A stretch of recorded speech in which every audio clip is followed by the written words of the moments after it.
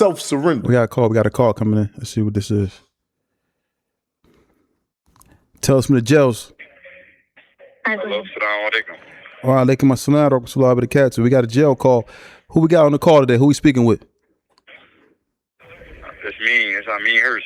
Ameen Hurst from Philadelphia. What's up with you, bro? How you doing, man? I'm good. How you? I'm good, man. I'm glad you can get on the call with us today. Hold on one second. All right, yo, Mean. So we're glad you can get you on the call with us, and but I wanted to speak with you today because we got some more things going on that we want to do with you later on down the line. But can you tell people where you're from and who don't know who you are? Yeah, I'm from West Philly, 66 and Lansdowne, Old Brook Park. That's where I was raised at. I grew up in Delaware. Went to school out there and all that. Was traveling back and forth. I got caught up in the city.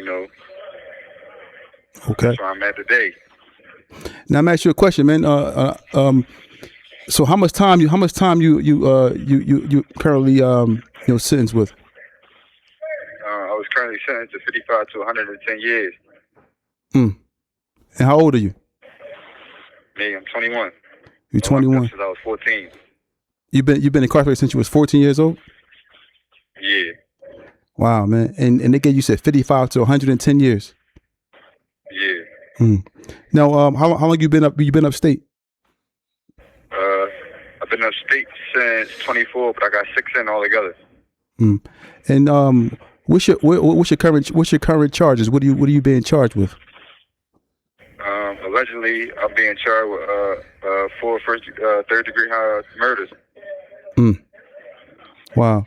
And now let me ask you another question as well. Now you went to trial for these murders, of course, and then now was this a deal you took, or was this something that that you got found guilty and they gave you this term? Well, I was actually backdoored by the system. I was told that I was getting a 25 to 50 and was given 55 to 110. Hold on, say it again. I said I was backdoored by the system. I was told a number that I never got, and I was sentenced to 55 to 110. Wow. And how did you feel when they sentenced you and gave you that time, the 55 to 110 years? To be honest, I felt stuck, but I felt it was a way out at the end of the day, because the law knows best. It ain't over till it's over. I just keep my mind and mental strong, until I get back, I put myself in the situations that I'm in, you know what I'm saying? Yeah. This is a call from Pennsylvania State Correctional Institution, Somerset. This call is subject to recording and monitoring. And now, go ahead. It wasn't nothing that I can blame. It wasn't nobody I can blame, you get what I'm saying? I just was more so worried about my family, though.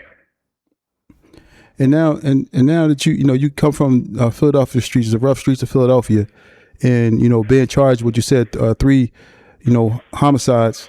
Now, what were some of the biggest losses you took, man? Outside of your freedom, what's some of the biggest losses you took now that you incarcerated? Biggest losses I took was losing my sister.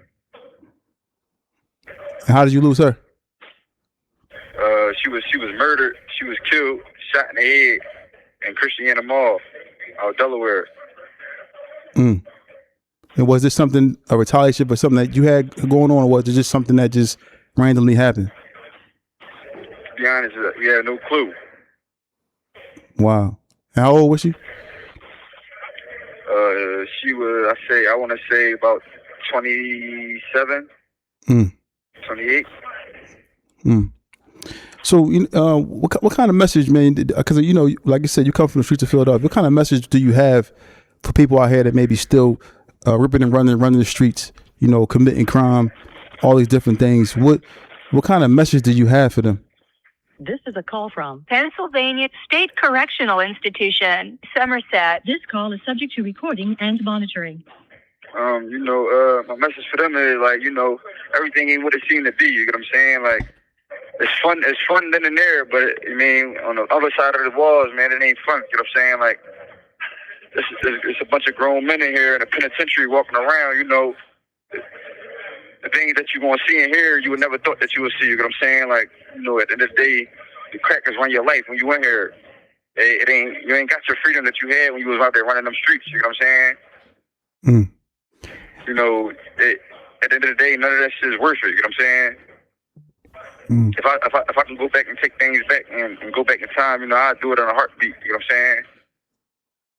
If you can go back and do it. Walking with dudes, there's dudes in here having sex with other dudes, you know, shit like that. Like, you know, this ain't the type of place that you want to be in. You know what I'm saying? Mm. Wow. You know, like, my thing to them is, you know, if you could turn it around now, do it. You know what I'm saying? Before it's too late, and you be in a position like me and other men in this joint. You know what I'm saying?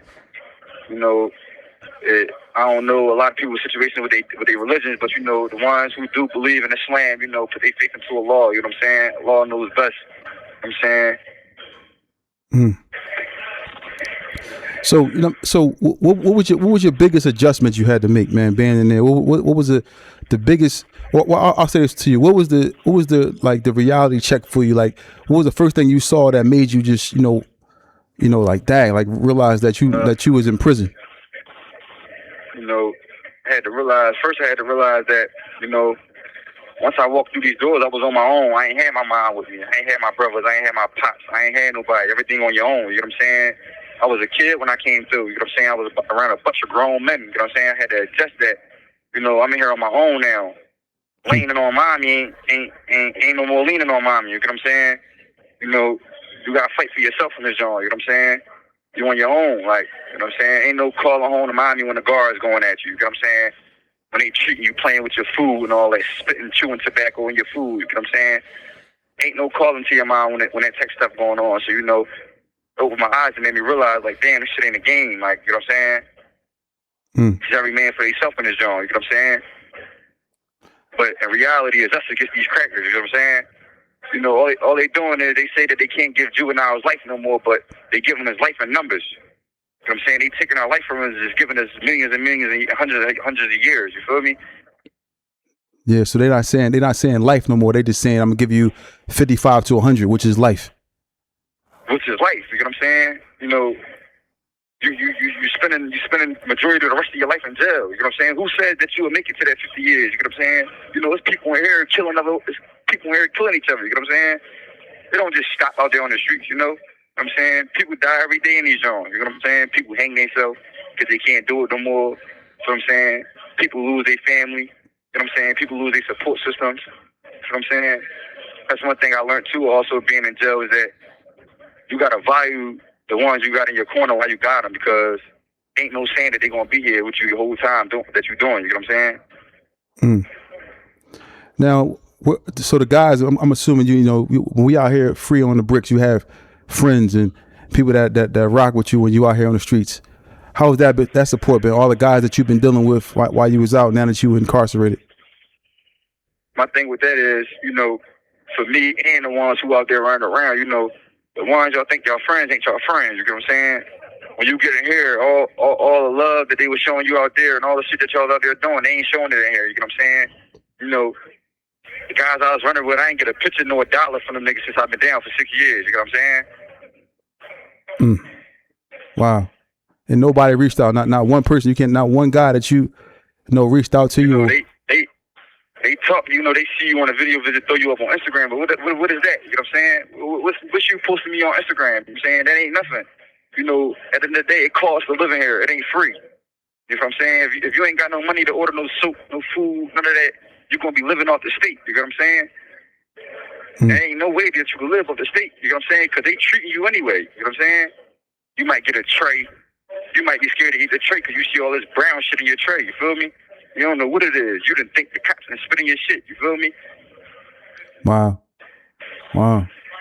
And so it's like, do you got kids or no?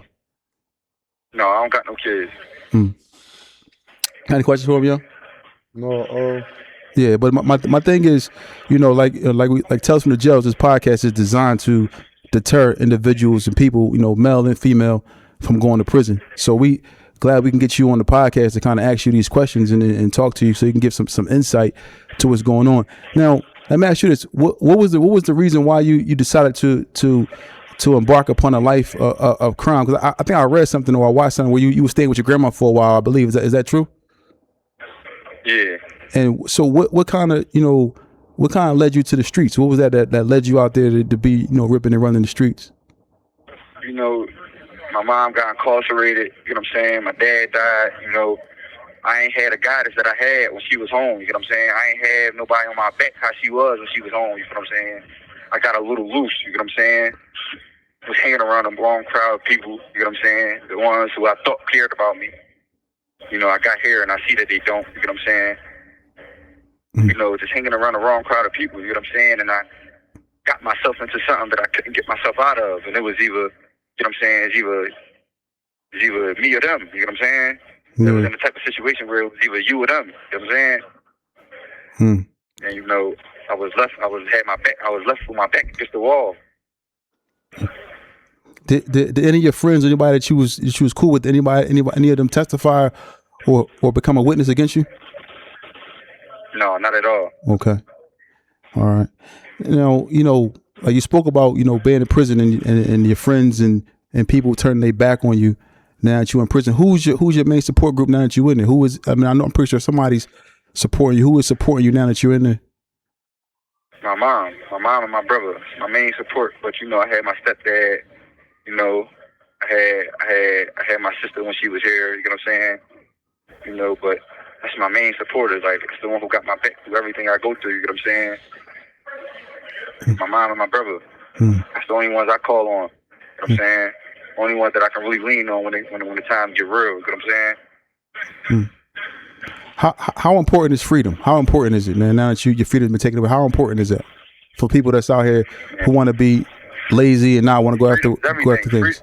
Freedom is the only thing you got that you can control. You get what I'm saying? When you got it, you get what I'm saying? Once your freedom taken from you, you don't got no control of nothing. You know what I'm saying? Once you get in here, you know what I'm saying? You belong to the state. You know what I'm saying? You're state property. You know what I'm saying? You belong to them. You know what I'm saying? Ain't no more your family putting you on their taxes and all that. You they taxes. You know what I'm saying? This is just the harsh reality, man, for those out there listening, man. A lot of people may know your name and heard your story. Ameen Hurst. This is Ameen Hurst calling from you at Somerset, right? Yeah, Somerset, yeah. Yeah. And like you mentioned, like being in prison and not having any support. How was your nights going for you? Like them nights when you locked in the cell, like you thinking about, how are them nights going for you? Like, what's on your mind when it's quiet in that cell, when you're just sitting in there, and knowing that you had as much time? I was in a hole from 23 to 25. You know what I'm saying? 23 and 1 locked down. You know what I'm saying? Every night, all I thought about was my family. You know what I'm saying? My mom. There's always offense a lot. God forbid anything happens to my mom. My main supporter, the only one in here. You know what I'm saying? That's all I really think about. But other than that, I stay in straight line and walk on my 10 toes that I got. You know what I'm saying? Remain silent. You know what I'm saying? Yeah. Well, man, my face to Allah. Alhamdulillah. Well, we gonna continue. I know you don't got much time to the phone, but hang up. But we gonna give a more detailed interview as I spoke to you before about. We gonna definitely put it together. Whereas we gonna do like a real Zoom visit for everybody out here and really get your message out there to the streets, man. Is there anything else you want to say before the phone hang up? Man, free me though, man. I'll be back out there soon, man. The ones that's out there, just keep your head on the swivel, man. Move smart. Don't move like a dummy. You get what I'm saying? Remember, watch the ones y'all around, man. That's it. The ones you think your friends ain't your friends. You get what I'm saying? Thank you for using Securus. Goodbye. I hear the pain. It's when I listen to him, I'm not hearing the voice. Because I've been on the road that he's ready to travel, but that. The man got 45. 55 to 110. Yeah, I've walked that road thus far. But the road that he have to walk is way more than the road I walk, and the road I walk was a long time. If 21 years ain't long, I don't know what else is. And he gonna double me up. He gonna lap me up. So I didn't just hear his voice. Like how y'all was hearing him talk, like it was something else. It was like a wave over me because of, what I traveled through, and I know now what he has to travel through. The man is convicted. He ain't on trial. Is he right? I'm not saying he right. I'm not saying he wrong. I don't know how nothing happened. All I know is this is what he's convicted of. And besides the point whether he's right or wrong, this man is a young man. You heard what he said. He has no children. He been there since he was 14. Like no kids. And I'm not trying to say this for you to feel compassion, because there are those out there that probably be like, think he did wrong. I don't know. But I'm saying I'm sitting up here and I'm one of the dudes that walk the road that he's currently upon and ready to walk, unless, it's a nitma, a law do something. But until then, this is what he has to carry out. What you say, 55 to 110? Yeah. And you heard what he said? He said, they can't give you life in prison no more. Instead of just saying that you got life, they give you a whole bunch of numbers. They give you a bunch of time. How can we, it's just something in the system. Like, this kid, he went in at 14. You think that 55 to 100 years is going to benefit him? What's the benefit? Now he's gonna be an old man. Understand the crimes that he may have been convicted for, man, or whatever the case may be with that. But y'all saying that he can't be rehabilitated after 20 years, 30 years, or whatever the case may be. I'm just saying, 55 to 100. So he got to do 55 years in order to be eligible for parole. Yeah. And then you're not going to get that with 4 homicides. And you're not going home your first time around off of that. So he'll be 70 years old by the time they talking about letting him out of jail. Or dead. One or the other. 70 years old or dead. You ain't promised to live in there. I don't know his attitude when he called back. Protect him from that, but go ahead. I get a chance to talk to him because I want to know his attitude though while he in there. These are things that I want to, I want to know how he feeling while he in there. Is he mad still? Because he's still fresh in. Yeah. Once you 5 years and under with that type of time, I want to know, what is your attitude right now? Because like me, my attitude, my first 7 to 8 years, I was mad at everybody. I ain't take no accountability. I was mad at my girl. I was mad at me. I was mad at you. I was mad at the judge. I ain't take no accountability. So I want to know, and then when you start to take accountability, that's the reform to growth. When you lash out and be like, man, I'm here because of such and such, and he told and he did that. If it went down like that and you ain't had nothing to do with it, cool. But if you was partaking in these heinous and criminal acts or whatever they charge you for, you will know when a man has started to make that turn to the right. You understand? By his reaction to that. If it's a lash out, he's still in denial. That's what I want to know when we get him back up here again. I got, Yeah, we're going to have a real live exclusive interview with him coming real soon now.